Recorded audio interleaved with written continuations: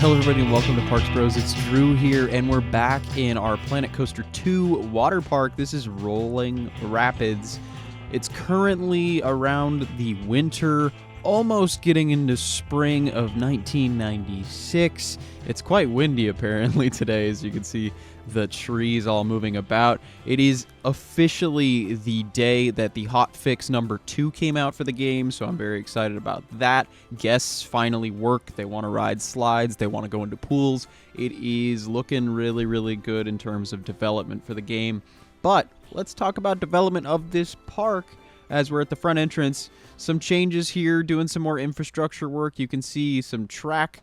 Unfortunately, I was hoping to see some of the ride vehicles that I placed in here, but apparently they are at Rolling Springs right now, our other park, our sister park to this water park in Planet Coaster 1 that we're still trying to finish up. Although I will say, most of the time I've spent in the past month has been on this game. As you can see, one of our buses coming back from Rolling Springs. Oh, and there's another. So officially gonna try and use these transport buses that are in the game, which I think is an amazing addition. I'm so glad that they have something like this. But yeah, very, very much in the realm of still getting a lot of this exterior infrastructure down and figured out. Possibly going to have like a little strip mall on the other side of the highway over in the background there. And our resort has moved. We've got some interesting things that we're going to change in terms of that. As we'll head into, as you can see, a closed Rolling Rapids. The park isn't quite open yet. Some of the construction walls have come down. However, the gates are closed. So let's go ahead and just kind of sneak right through.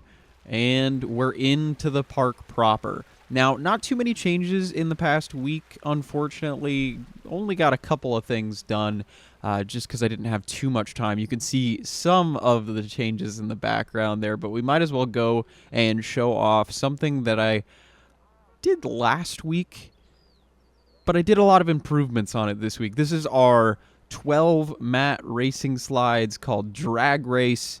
Did a lot of detail work around the set of slides, as well as like making the queue an official queue and walkway now with it walled off for future expansion potentially on this side. I mean, can't really see on that side from there, but as we peek around the corner, you can see some cabins, maybe lodges in the future for some accommodations that will be popping up for the parks in the next couple of episodes. But yeah, still testing here, not quite ready for opening yet.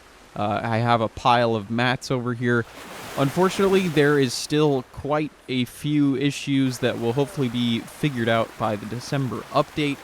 Even though the hotfix did change some really nice things, and actually seeing guests ride water slides was really, really cool. But yeah, there's some weird stuff going on. Like, I fired one of them, but he won't move, and there's so many weird things in terms of especially the management of the park overall still. Hopefully that all gets ironed out pretty soon. But yeah, Drag Race is looking great with some extra detail work. As we'll turn around, you can see some of our new slides. Now, I'm not sure if these slides are going to stay exactly in this form that they are right now, but we can kind of get a peek of this main central island from this vantage point right now as the notifications just keep popping up. That's another thing that really annoys me, as you can kind of hear it just barely in the background. I have all my notifications muted in the game, or at least I selected that, but they still pop up. It's really annoying hearing that. That's why I usually play the game paused. I'm still technically on my first day in this park. But yeah, some really cool vantage points potentially with these slides where they're at.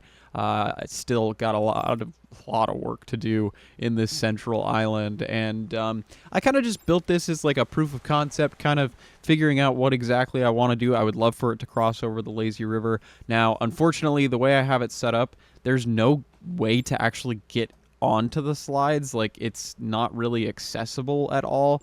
But yeah, I think it looks really, really good anyway, as we'll kind of head back around the other side of Surfs to show off the main part of this episode, which ended up being a new splash pad and miniature slide complex. I think it's really, really nice looking. As we'll cross over this bridge, which I'm going to add some misters and interaction with the lazy river up here in the future. Kind of a crazy view of these tube slides back here. Probably going to call them like Stormwatch or Tubular, something like that. As we're kind of going for that mid-90s Uber skater or surfer vibe. But yeah, here's our cute little splash pad with a small splash emporium stand. Super simplistic all around. There's some nice decals in the water itself just to split up the texture a little bit more, make it seem, more like a real life splash pad, as there seems to be pigeons chilling in the water or underneath the concrete even. But yeah, there's this cool little slide here, super simplistic, just a small little walkway. Nothing you would see out of the ordinary, even in someone's own pool in their backyard, realistically. But yeah, super, super simple over here.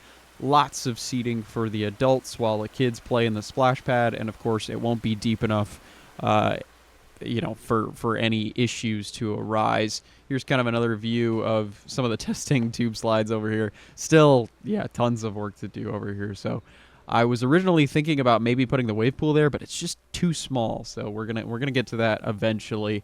It would be a later addition in the park anyway, so I think it makes even more sense. But yeah, super simple all around. I feel like that's kind of the motto for this park. Super simple equals pretty realistic when it comes to a Cedar Fair styled water park, or maybe a Paramount styled water park.